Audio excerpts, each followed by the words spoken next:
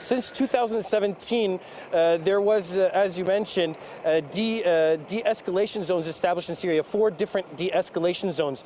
The de-escalation zone in Idlib province is the last remaining de-escalation zone.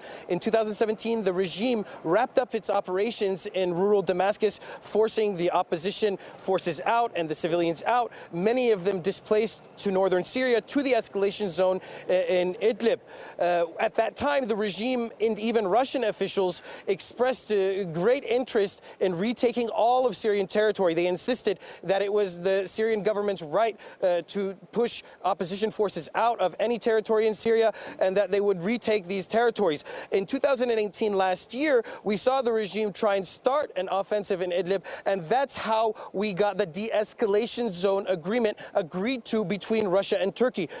Turkey started the initiative to stop the offensive on Idlib province to avoid and prevent a humanitarian disaster from occurring. Of course, there's 3.7 million people living in Idlib province. A majority of them are displaced from other parts of Syria, some of them displaced more than one time.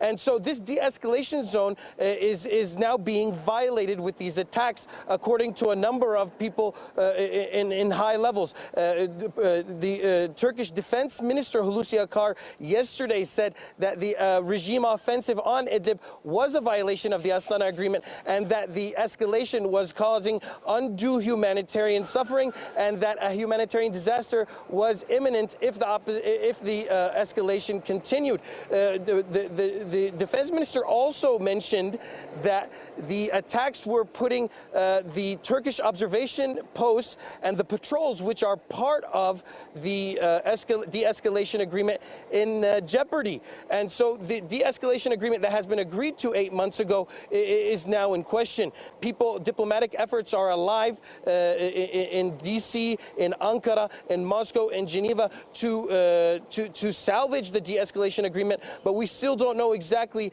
if the Russian and the regime escalation will continue or not.